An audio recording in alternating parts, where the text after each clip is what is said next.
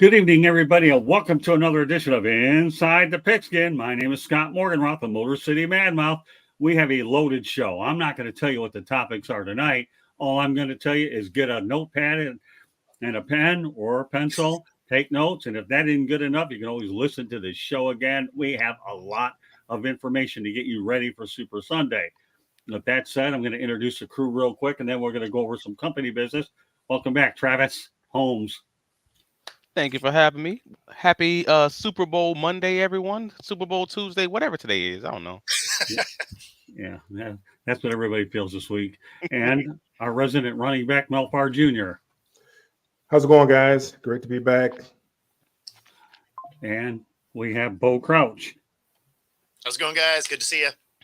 And at about 9 o'clock, we're going to have a lady night, Deb Whitcast, who's all the way out in Las Vegas, joining us a little while. But before I do that, I want everybody to know that Inside the Pigskin is being broadcast around the world. The audio version of Inside the Pigskin can be heard on iHeartRadio, Apple, Spotify, Google, wherever you get your podcasts.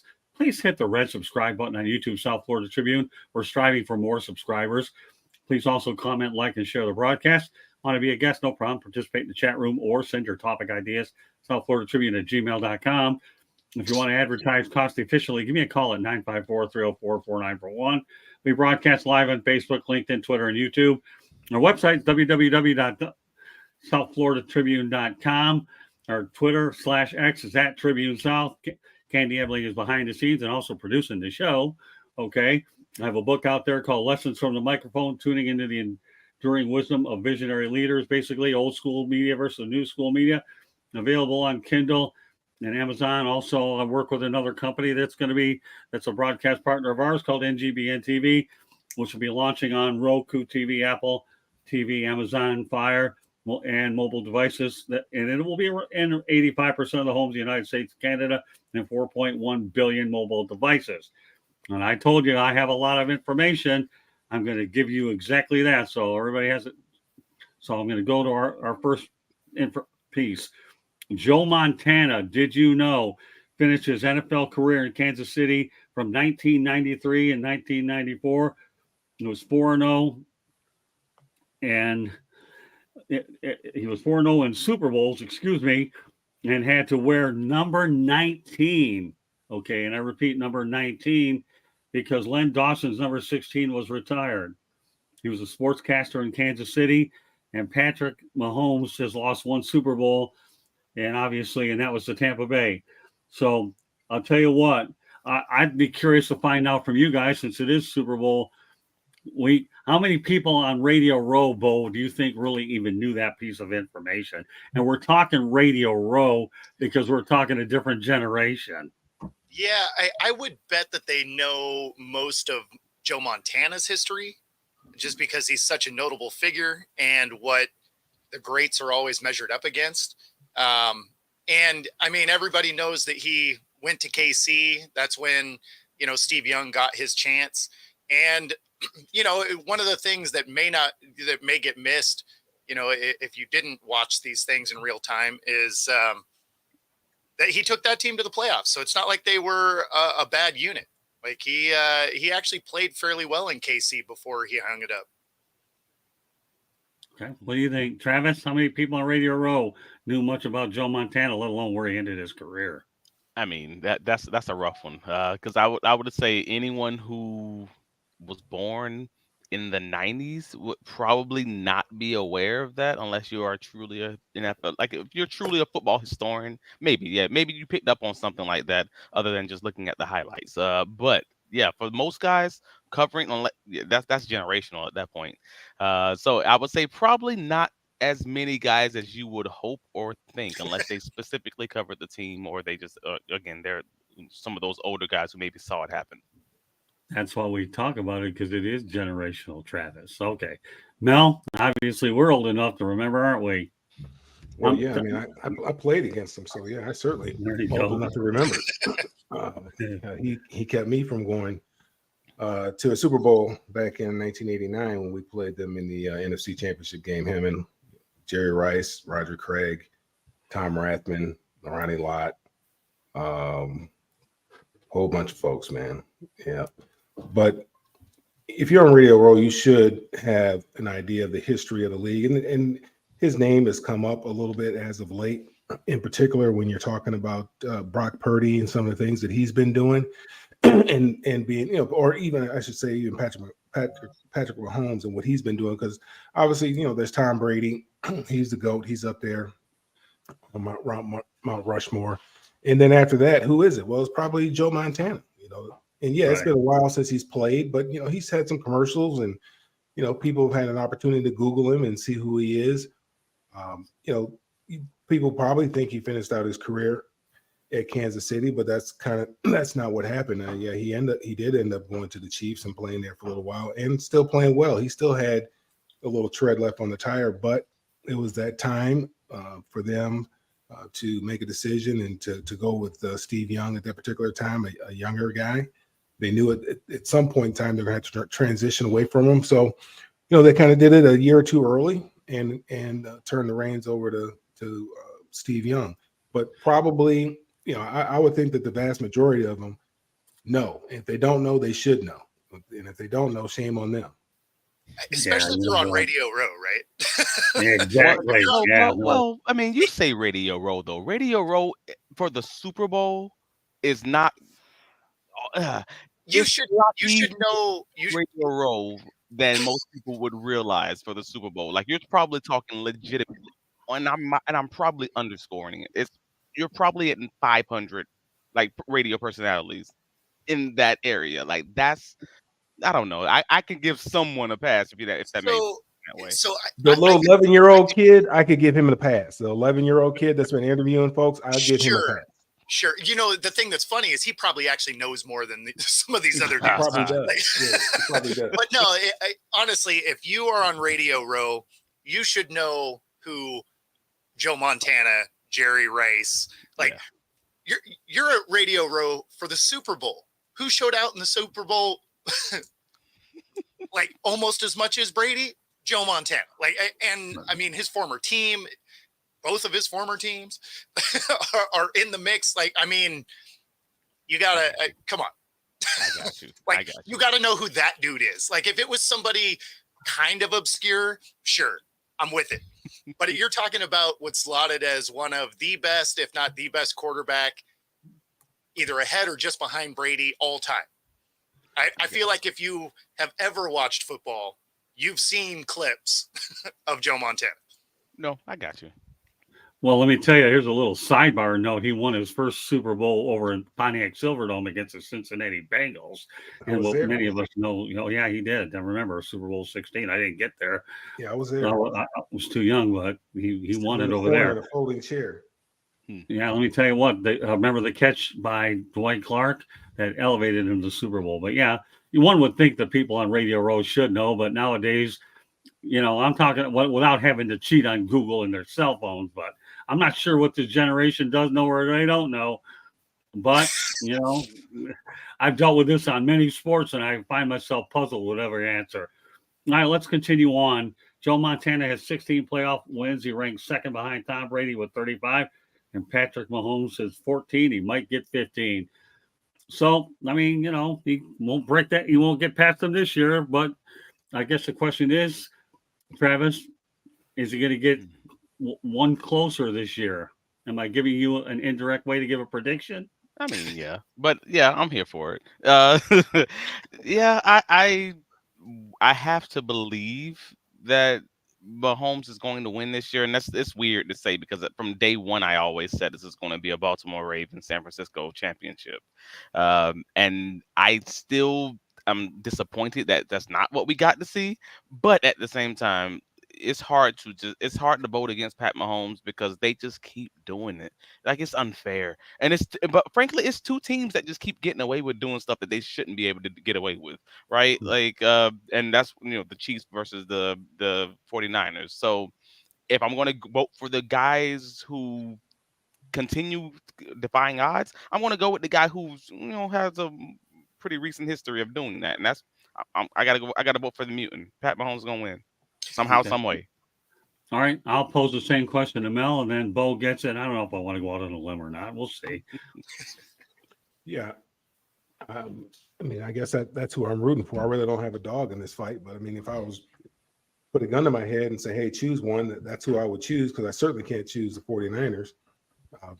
Given that I play with the Rams, I can't do that. So this is this is all what my heart has, nothing to do with my head. But yeah, that's who I'd be pulling for. But again, I think they beat the best team out there too. But although they didn't play like the best team, I believe that Baltimore was the best team. For whatever reason, they didn't show up in that in the championship game. But you just look at them. I mean, they're very balanced. Their defense is probably better this year than it has been in any other year. They're running the ball very well with Pacheco. I think the only weakness they have is the wide receivers.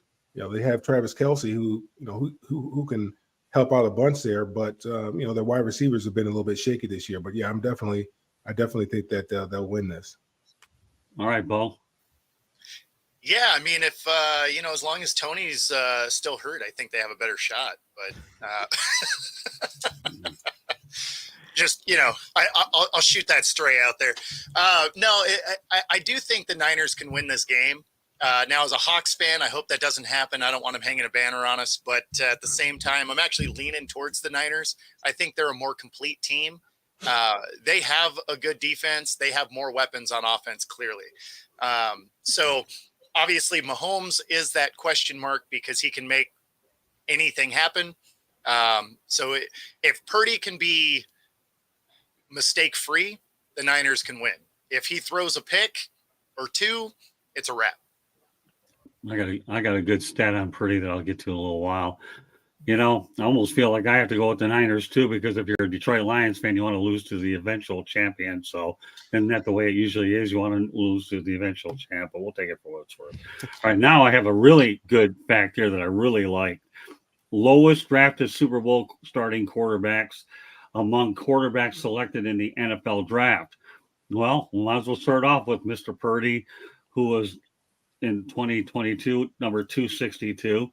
There's a name that a lot of people might talk about. It would be Brad Johnson of Tampa.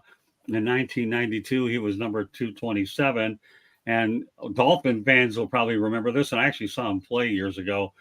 There's a guy by the name of David Woodley back in 1980, who was the 214th pick overall.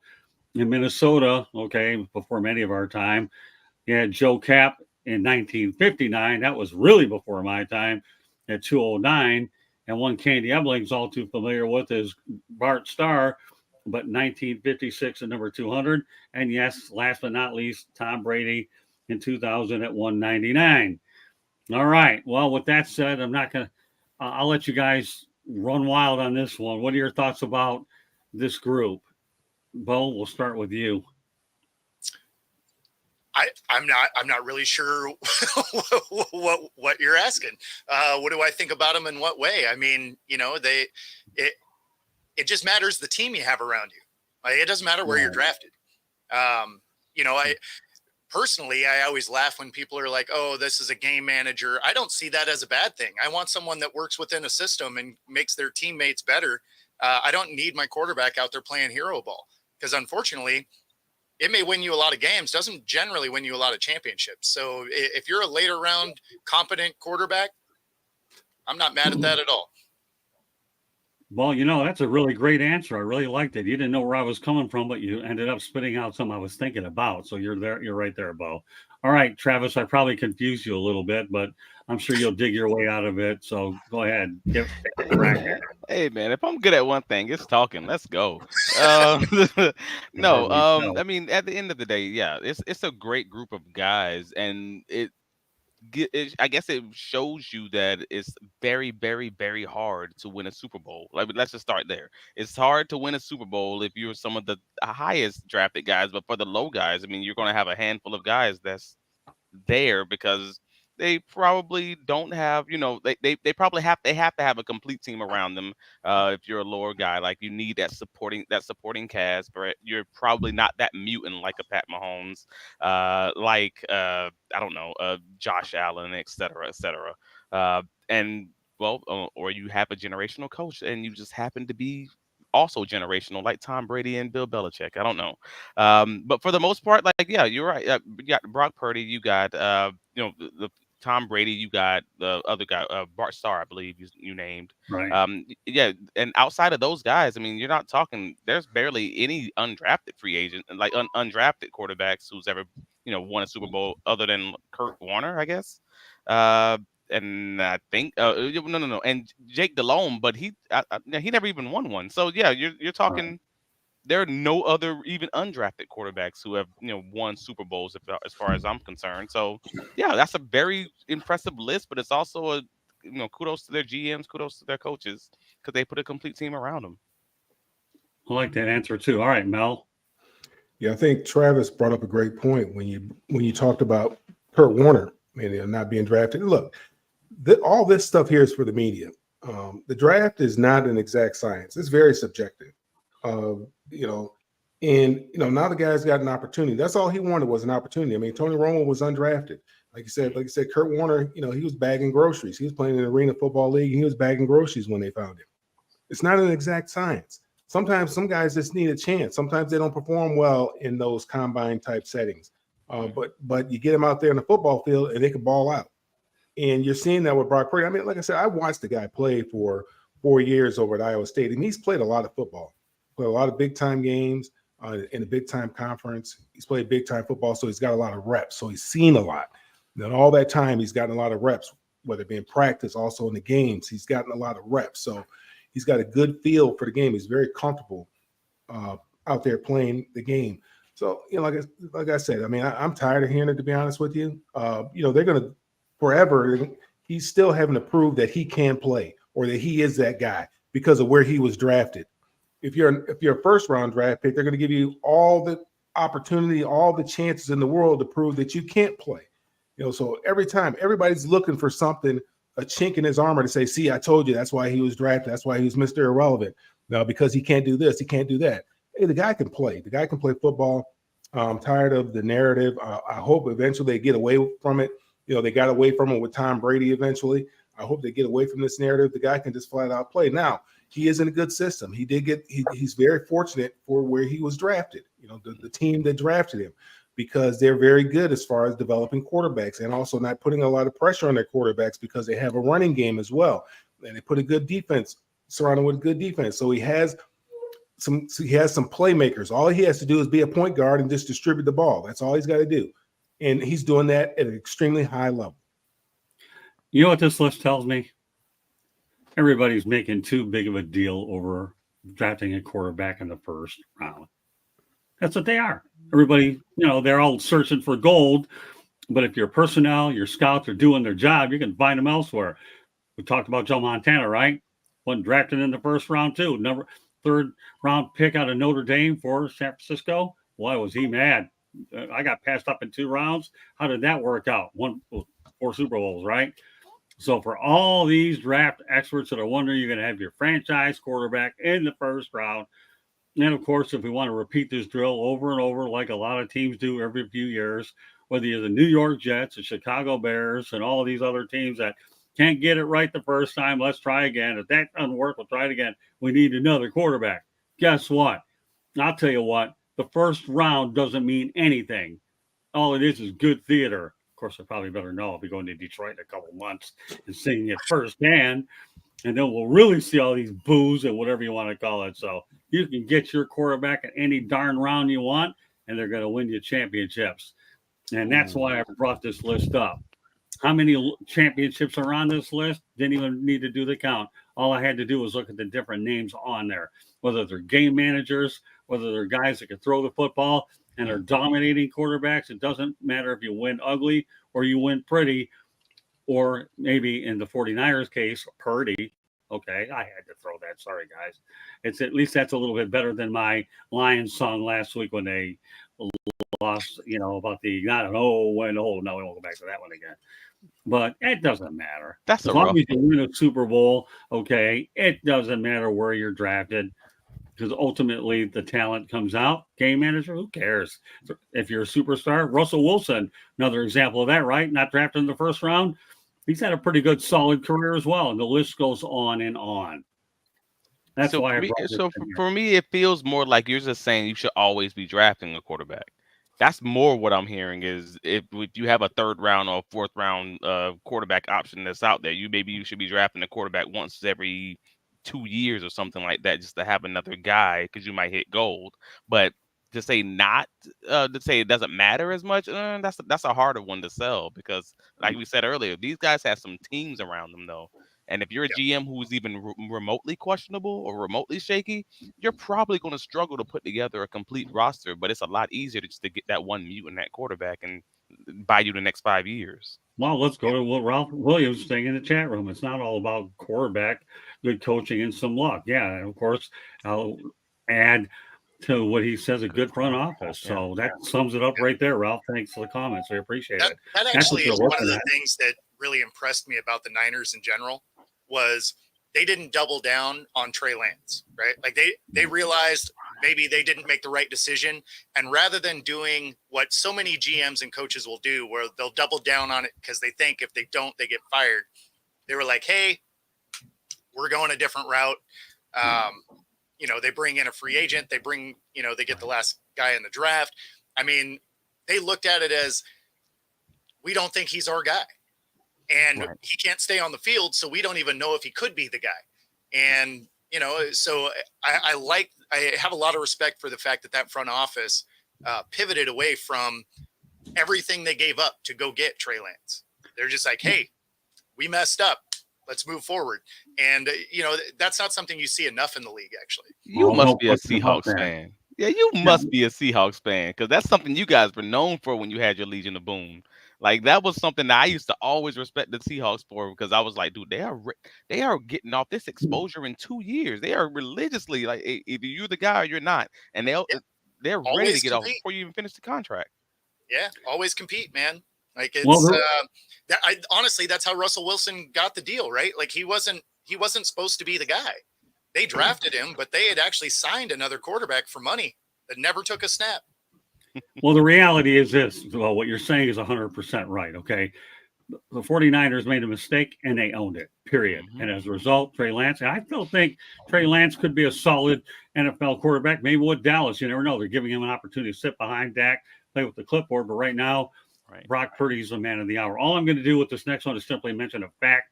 And if anybody wants to talk about it, fine. If they don't. But Kansas City and San Francisco, in this past decade, in the 2014 World Series, the Giants beat the Royals.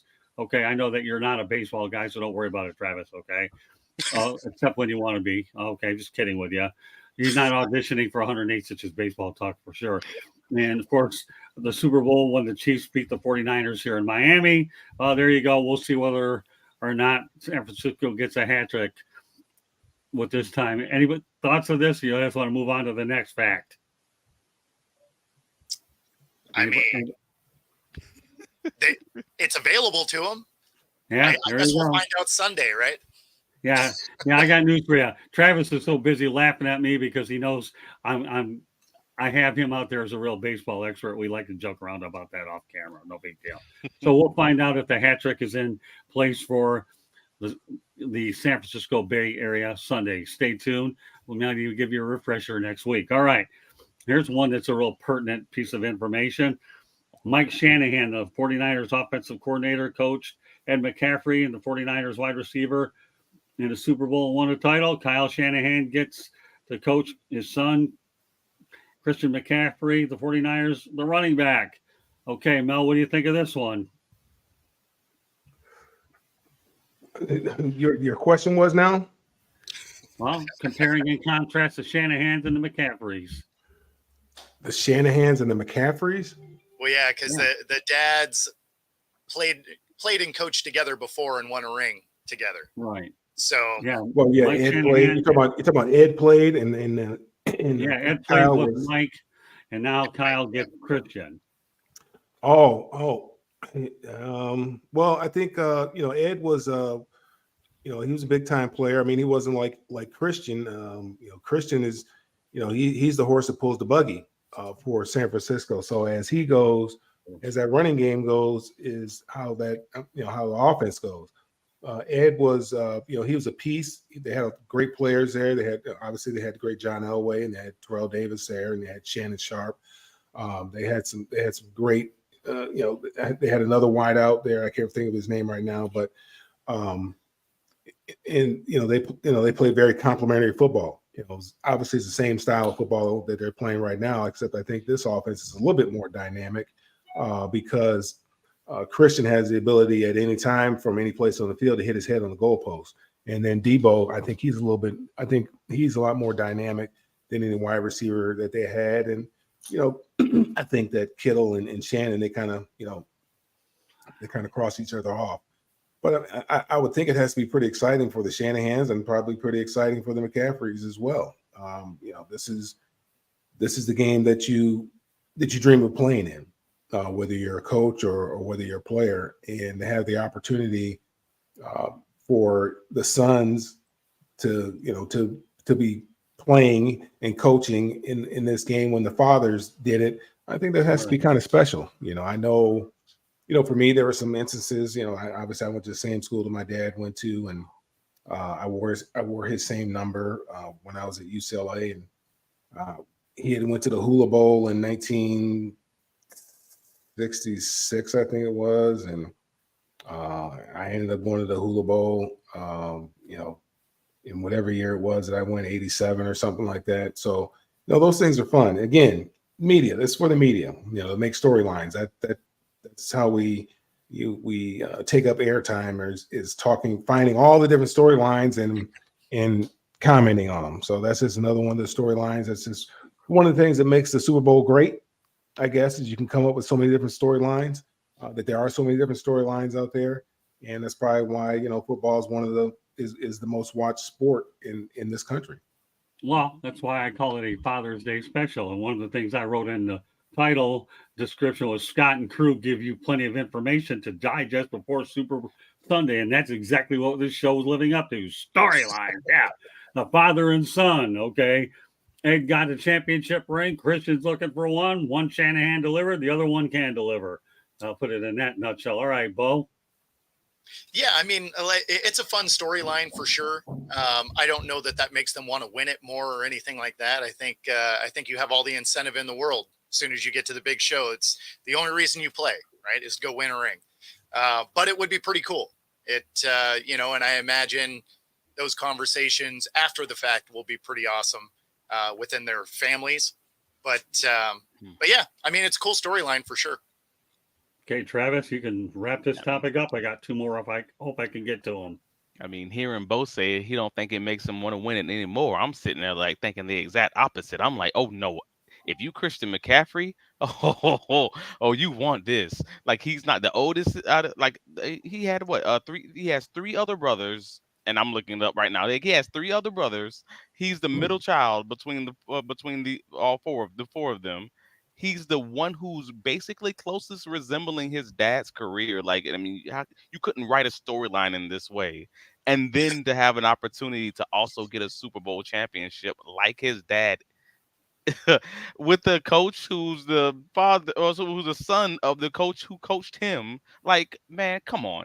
And I can't imagine, and speaking of fathers, like, I can't imagine if this was a Father's Day or a Thanksgiving having to go back home with those other three jokers and say, I did this. Like, I am my father's child. The rest of y'all jokers just cousins. Like, I'll be stunting on everybody at that point. Like, that's it.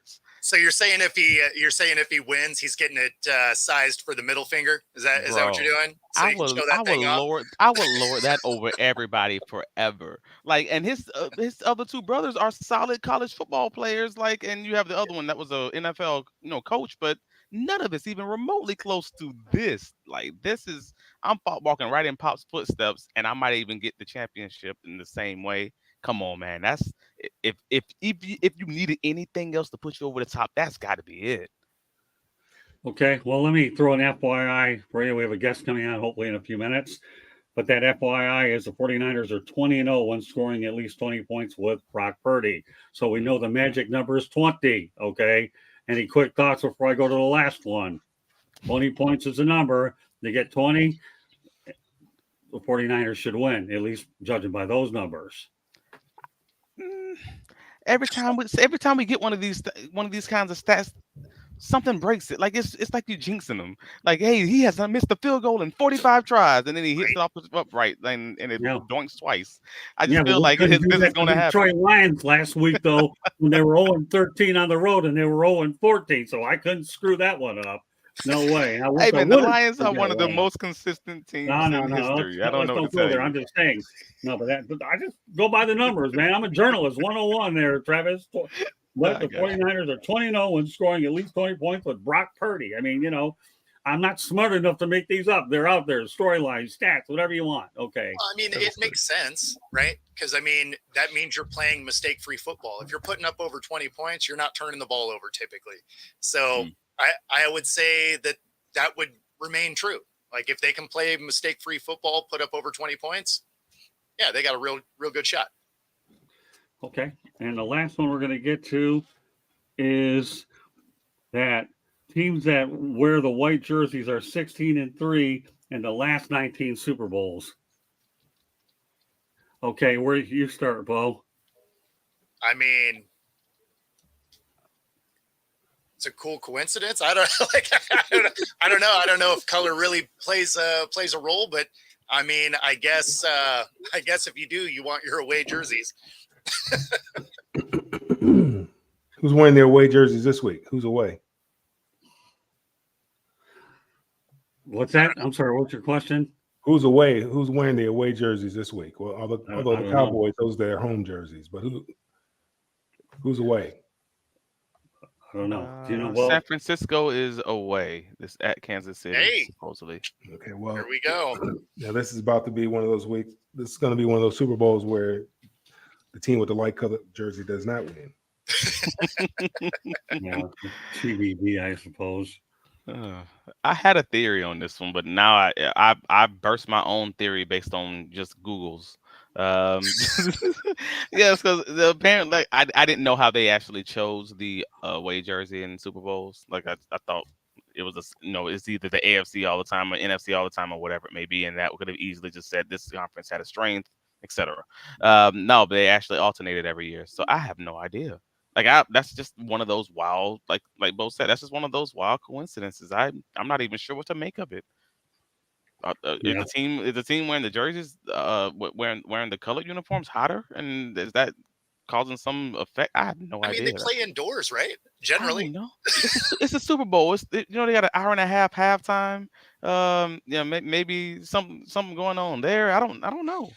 The Chiefs could be the home team, and they could elect to wear their whites, couldn't they? Or does the visiting team get to choose? Ooh.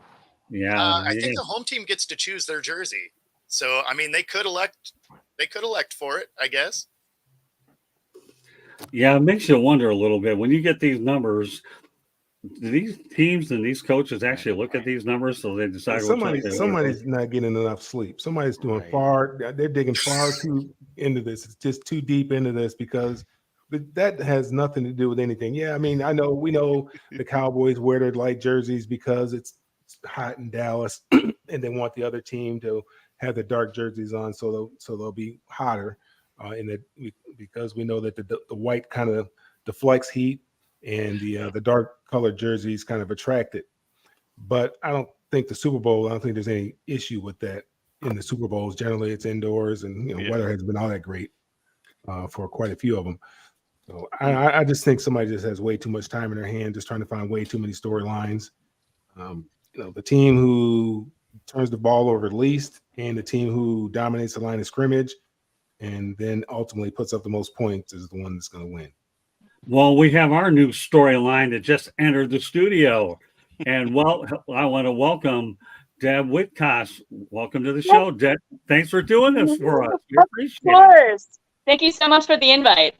Oh, anytime. Don't worry, Deb. We're always looking for talented announcers like you. So hopefully this will be an opportunity to feel us out. We'd love to bring you back on again.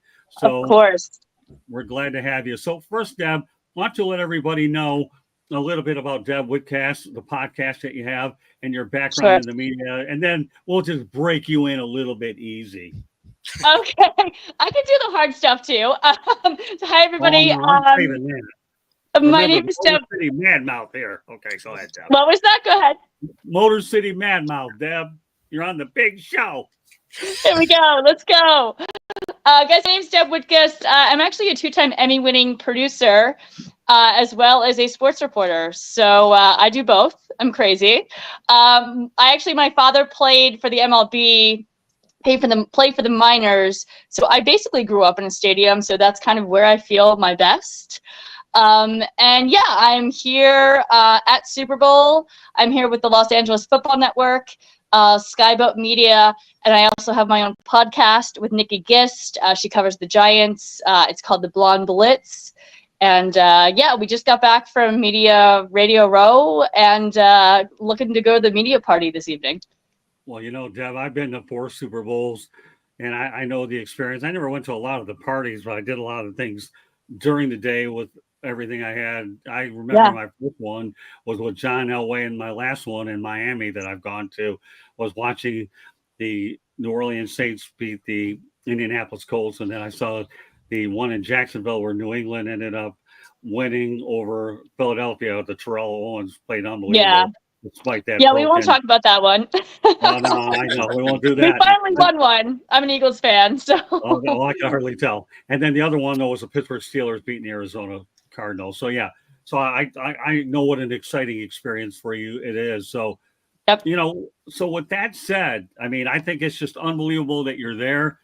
Radio Row is certainly a great place. And I know you're probably making more contacts than you know what to do with. I hope you have a purse big enough to go ahead and hold all those cars, or nowadays do they just trust me, I do.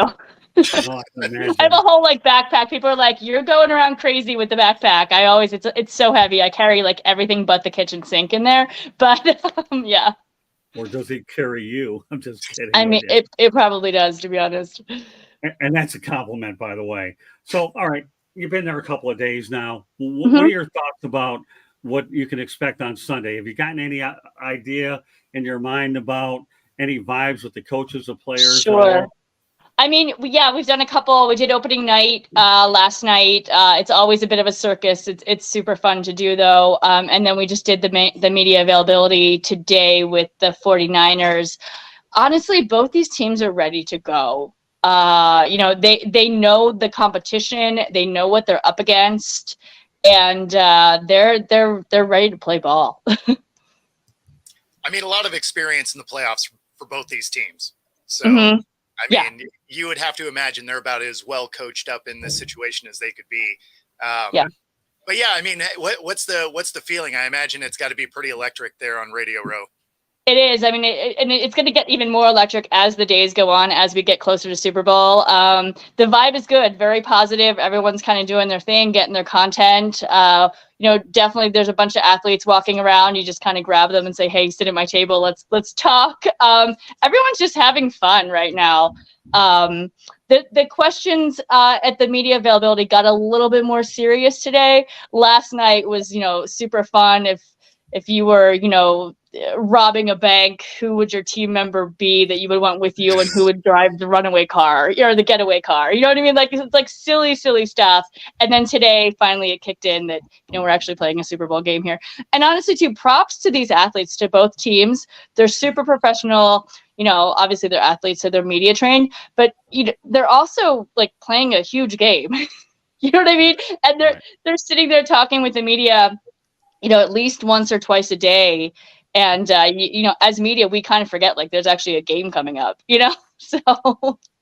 So, Deb, it's one thing to play a huge game, but it's another to play a huge game in Las Vegas. Yeah. I mean, as if there isn't enough to do with any other town. Now you got, obviously, they always say New York City's a city that never sleeps. Well, Vegas doesn't either. I remember years ago, when I used to travel over the holidays on Christmas Day, you can get hotel rooms. All you need to do is either go to Reno, Las Vegas, or New York. And I never went to New York. So what's it like to see the Super Bowl in Las Vegas, where many years ago gambling was outlawed, and now it's come full circle in Vegas itself? It's wild, and I think we haven't quite got the full impact of it yet. It was great when we were driving down the 15. There's Allegiant Stadium all lit up in red, red and purple. It's cool. This is my fourth or fifth Super Bowl. And yeah, I mean, Vegas is, I mean, it's just such a party town, and this is like the biggest game, and you know, I don't want to say a party game, obviously, but you know, it's just such a big game. It's a cool, but the vibe's very cool. It's raining though, which kind of sucks, to be honest. So it's a little bit of a shit show, like driving all around Vegas. But and the players are staying out in Henderson, so you kind of have to drive, or you take the media shuttle. But I'm looking forward to no more rain. It's been raining in LA. We drove here in the rain, and it's still raining. So like rain needs to go away before Sunday. Well, if my health holds up, I'd like to get to New Orleans, and I'll tell you, I know what to do Yes. in New Orleans. You know, I've had Yeah. those hurricanes, and they're a lot worse than the ones that you get hit with the weather. That's for sure. And Pat O'Brien's is where I'm talking about on Bourbon Street. And one of these days, if should I ever have the opportunity to meet you, I'll tell you this story with Brent Musburger. When I got home so hammered there that, you know, I didn't know there was a cab on Bourbon Street, but whatever, that'll be for another day. So, Love Bourbon. Travis, do you have any questions for Deb? No, So I Deb- mean, yeah, that was Go actually. ahead, Travis. She actually just kind of touched on it because the fact that it is such a party city is always interesting because my mind always goes back to that crazy 2007 NBA All-Star weekend, right? Like the fact that they were even able to have this taking place in that city is just saying, all right, Yeah. this is something. And so, but you But- already said it. They're locked in. Like these Yeah. are disciplined teams. And now Vegas is, I mean, now it's a sports town, you know, years ago it wasn't, and they've brought, you know, so many teams in, and now it's like kind of a sports mecca. They're trying to make it be one. So I think it's great. You know, Allegiant Stadium's fairly new, and I think it's great for the city that, you know, that the Super Bowl is here, and they've welcomed us. Like even last year in Arizona, Las Vegas had a whole, like the welcoming committee, they had a whole booth, and everybody was very nice, and they took our names for this year, and you know, they've really showed up. Yeah, I've been to Vegas many times, and Henderson is absolutely gorgeous out there for sure. It is pretty. Yeah, I mean, the whole area, you know, I know it's one of the fastest growing communities. And by the way, for whatever it's worth, you got the Oakland A's coming pretty soon. Yep. You know, so I mean, Moneyball in a place where you lose a lot of money. Kidding. A lot of A lot of You- Oh, I you're can't not wait to kidding. tell You you do in a lose a lot of moment money. after- I can't So, wait to yeah. tell you in a moment after Mel talks to you. And just so you know, Mel used to play running back. Tell her about your career. Oh, it's very. If you blinked, you missed it. I played, Oh no, but I mean, hey. No, I played with the Rams back in 1989. So yeah, I went to school out. I went to school out in LA, the little small school Okay. I never heard of. Where is it? UCLA. What school? UCLA. Oh yeah, I mean, just a little school. Yeah, this is a little small school out there in Westwood. Small, But no big you know, I deal. love Ve- I And no love big deal Vegas. playing for the Rams. I mean, come on. Yeah. I love Vegas. You know, one of the things that I always wanted to do before, you know, they started having professional sports there, or well, you know, the sports that we talk about.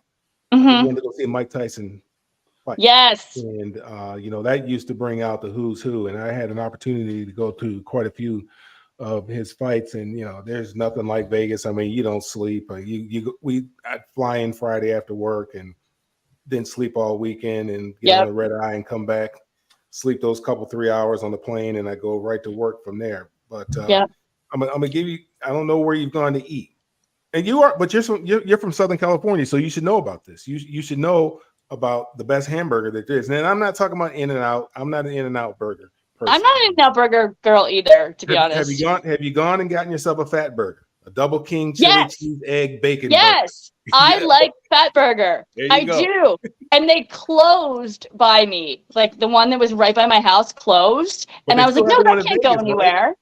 They still What? have the one in Vegas, don't they? Yeah, I'm sure it's here. I would have to find it, but yeah. But no, there was a Fat Burger in like right by my house, and then we used to go there all the time because one of my friends, she's a native of LA, Yeah. she was like, "You have to try this," and and so she took me there, and I was like, "Okay, this is dangerous that it's so close to my house," and then they closed. So Really? Yeah, at there least used I to can be- keep my there figure, used I to be guess. A couple But of them out here, but then they closed. A football player had them. Willie Anderson, Okay. who played for the Bengals. He had them out here. But my uncle was the one that introduced us to Fat Burger when we were kids. They had just opened Yep. up. They just had the one like out in Westwood. And he's like, because we always ate 2 hamburgers. You know, he's like, I bet you can't eat 2 of these hamburgers. And he took us to Fat Burger. We tried so hard to eat 2 of those. yep, Difficult. like But yeah, I am that's up the for the best. challenge, man. That's the best hamburger there is. Enjoy yourself out there. Stay safe. Thank you. We will. Deb, as the week goes on, okay, are there any particular events that you're looking to cover? Because I know when I covered my first one, I got better with every Super Bowl because I began to learn what I was doing. The ones that I really like to cover was, and back then it's not as big as it was now, the Hall of Fame selection has always been a favorite of mine. Mm-hmm. But the one thing I always liked was the State of the Commissioner by, at that time, Paul Tagliabue, now Roger Goodell. And I know that for me was one thing that I like to go. I know Commissioner Goodell, talked a little bit yesterday, but is he having a State of the Commissioners meeting later this week? Or have I'm actually not sure about that. I wasn't planning on going to something like to that in particular, but I have a full slate of, and last year, and I've learned as I've done the Super Bowls too, is last year I overbooked myself and I was like, okay, let's take this hour. I'm going to every 15 minutes, I'm going to change places and try to do all of this stuff because I always try to do way too much. Right. And I feel like I let some people down and because I didn't show and people came back to me. They're like, we're really looking forward to seeing you. And I was like, oh my God, I just got sidetracked at another place. So you kind of really do have to pick the events and kind of stick with them. So I try to do one day event and one or 2 day events and then one night event is my general rule. But yeah, I have, like I said, we've got the media party this evening. Tomorrow we've got the media availability with the players. I've got a couple interviews set up at Radio Row. And then I'm trying to think of the big event. Thursday is Jen Welter, the first female coach of the NFL. She's doing a huge event. It's going to be 300 women here all getting together under the same roof in Vegas. And basically she's just showing us a day in the life of an NFL player. Chris Draft will be joining us. She's got a bunch of, former and current NFL players as coaches. And a few from the Women's League as well. So that's a great day. Jen's a good friend of mine. She's also doing a camp for girls on Saturday morning at 8 a.m. And Joy Taylor will be with her as well. So I'm excited to work with Joy. Lee Steinberg's event is always a cool one to be at. He has a Super Bowl party every year. It's Saturday during the day. We'll be getting some coverage of that. Also, the culinary kickoff is Thursday night. That's always a great event. That was one of my favorites last year. I got to cover that and eat all the fun food and drink all the good wine. You gotta love Super Bowl and wine. And then, of course, Jaws, Ron Jaworski's charity party, Cigars and Stars. That's also Thursday evening. So we'll be going there as well. So. And I have other stuff too. I just can't remember. You're going to be eating food. You're going to have to leave Nikki at the hotel. No, Nikki will be with us. Hi, Bill. How are you? I didn't see you on there. Yeah. I'm hiding. Oh, buddy. Yeah, I'm actually going to go. Nikki, I just left Nikki. We actually just did. Oh, something. Hello, Deb. The Off the Field NFL Wives Association is having a huge fashion show on Friday. Where I'm very excited to be there. Nikki and I will both be on the pink carpet, as well as backstage with the wives and the models who are going to be on. And it's going to be fun to watch the NFL players and their wives strut the red strut the runway, rock the runway, I guess. I've actually wanted to participate in this fashion show for about 4 years and finally got to do that. So Nikki and I just interviewed the co-chairs of the association. So we just had a good time. So we'll be sending out that content shortly. So Deb, let me tell you, when I was at Super Bowl 33, I had two of the greatest people that lectured me like you wouldn't believe. They got lectured and they let me have it. But I'm thankful that they did. Many years ago, Mike Murray, who was the director of public relations of the Detroit Lions, knows who I'm all about. And another guy, you may have heard the name. He's a Packers historian, Lee Remmel. You ever heard of the name? Mm-hmm. I have heard of his name. Mm-hmm. Yeah, we were close. And when I got in there, they saw me and they looked at me. Okay, we need to have a talk with you. One took me over. The other one took me over. Listen, you've earned the right to be here. Calm down. Both of them sat me and lectured me separately and just sit back. They took the thing over there. They showed me, relax. You've earned the right to be here. Have a good time. And once I got lectured very nicely and hard, I learned. And then at that point, the other ones would proceed to be pretty good. And I always used to like for Hunt to interviews out in the hallways. I remember Congressman Jack Kemp gave me one in Jacksonville. It was unbelievable. So, all right. So I want to learn a bit about your podcast. I know you've been kind enough to spend some of your time tonight. How much more time do you have? You have a couple more minutes, or when do you gotta go? A couple more minutes. Yeah, like 5 more minutes is cool. So yeah. Then why don't you let everybody know out there about your podcast? Absolutely. So Nikki Gist and I have a podcast called The Blonde Blitz, and we cover the entire league. We go live every Wednesday night at 8 p.m.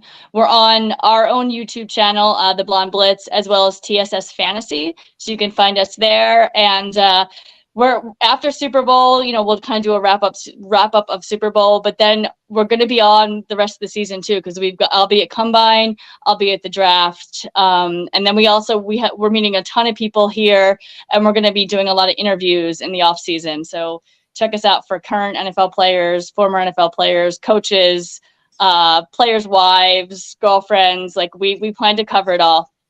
Nikki and I just love football, so you're going to be at the NFL draft. That's my hometown of Detroit. Maybe that's an opportunity for us to meet. I'm definitely looking forward. And just so you know, that you have an open invite, Deb, eventually when we can work it out, to come on my show called the Motor City Mad Mouse Show. So I'll give you ample notice to come on there. It'll be an in-depth one-on-one interview with you and I. Bo, tell her what it was like when I had you on last week. Yeah, no, I mean, it was pretty simple, right? It's just a simple conversation, kind of going over how it is you got into it, and how you got where you are. So cool, right? I can do that. and if you're going to be over at the NFL draft, okay, in my hometown, it'll be great. We'll have an opportunity. Maybe we'll do some stuff together or whatever. But sure, it'll be, I'm looking forward to the always draft. up to collab. What's that? Always up to collab. I've covered the draft from a lot of different ways too. I've actually covered it with the Detroit Lions many years ago at the Pontiac Silverdome, covered it with the Jacksonville Jaguars. And when I first broke into the business, I covered it when Don Shula was there. So I've seen it from a lot of different ways. All right. So, goodness. So, but man, dropping some good names. When you show the age, 44 years in the business is probably older than a lot of people that are over at the Super Bowl. I'm not trying to divulge the age card or anything, but let's face the reality is there could be, I'm sure there's a melting pot of different ages, the old, the new, and whatever. Yeah, no, it's a lot of people. Yeah. And opening night, all the fans were great. It was very electric inside Allegiant Stadium. It was cool to be down on the field too, I have to say. So not the actual field. It was a big field, but yeah. so how could I ever let you leave this show, Deb? I gotta go. That's right. I need a prediction. You're down there having fun. I know. Gotta go. Gotta get ready to get this media party. I've been looking forward to it all year. So all I need is a prediction, and then is that okay? Oh, woo! Yeah, no, absolutely. And you know what? This is the first time. This is the first actual time I've been actually asked for a prediction. You know what? I want San Fran to win. I think they're the most balanced team. I'm not sure how. I mean, I know how KC is where they are because it's Kansas City and it's Patrick Mahomes and Rice stepped up. But their wide receiver core kind of definitely slacked during the season, but that doesn't matter. They stepped up at the right time. It's so hard for me to make a prediction. You know what? I hate to say this. I think Kansas City is going to win. I think they're going to get 2 in a row. I'm going to go Kansas City 31. I don't know if I want to go that high. I think they can hold them. I think San Fran can hold them. Sorry, I'm so wishy-washy.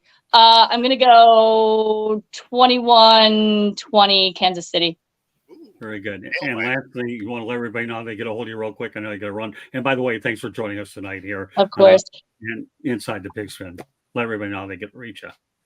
I'm at Sport Report Deb on IG and Twitter and pretty much everything. So at Sport Report Deb, and then also the Blonde Blitz on YouTube. Also on the Blonde Blitz Pod, or it's Blonde Blitz Pod on IG.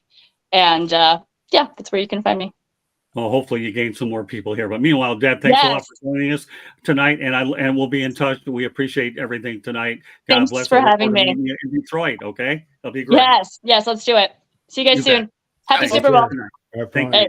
Bye. Bye. There you have it. Deb. So, all right. So, as we get ready to wrap up the broadcast, Bo, what are your thoughts about our show in general? It was really great that I was able to find Deb on Instagram. I found a lot of different guests on different platforms, but Deb to me comes across as very sharp. She's been around a long time, and the fact that you're on her show, and I'm looking forward to having her doing more things with her. Any closing thoughts about what we spoke with? She's a real sweetheart. Yeah, no, Deb and Nikki are both great. They got a great show. They love football. They actually have a lot of knowledge about football, which is awesome. And again, Deb's a 2-time Emmy winner as a producer. So, I mean, she knows her stuff. So if you're watching, be sure to subscribe to their channel. They got some great content. Okay, now you get the Super Bowl prediction. Who is it? Oh, you want mine? Okay.